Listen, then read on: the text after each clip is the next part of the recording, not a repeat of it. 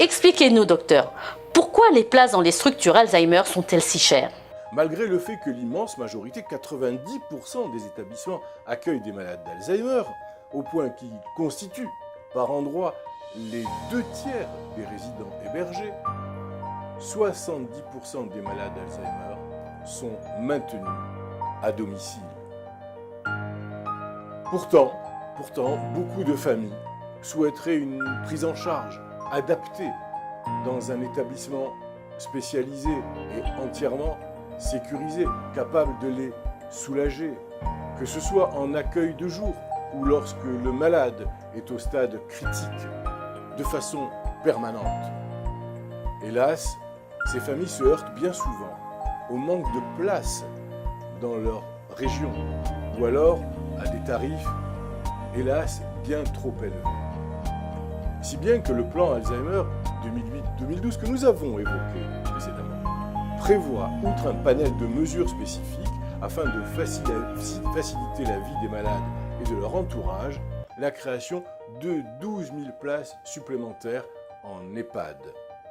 L'adaptation en personnel des 180 000 places existantes, ainsi que la reconstruction et l'adaptation de 15 000 places. Vous savez que ce plan a été prolongé au-delà de 2012.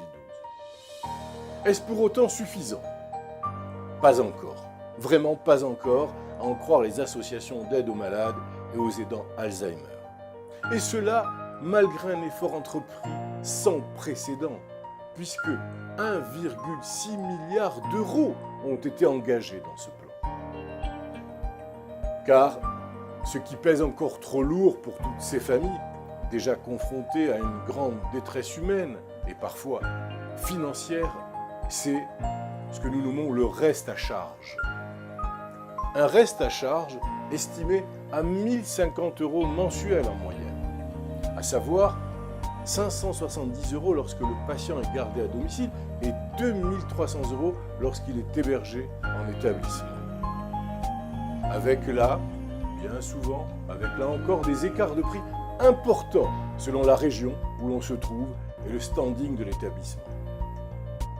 Ainsi, le coût restant moyen, restant à la charge du résident Alzheimer, est de 2 780 € à Paris, 2 161 € en banlieue, en Île-de-France, et 1 591 € en province. Le poids élevé des dépenses à domicile est en partie lié aux protections pour incontinence, aux produits de soins corporels et d'hygiène qui ne sont pas pris en charge par l'assurance maladie, ni totalement pris en compte dans les plans d'aide.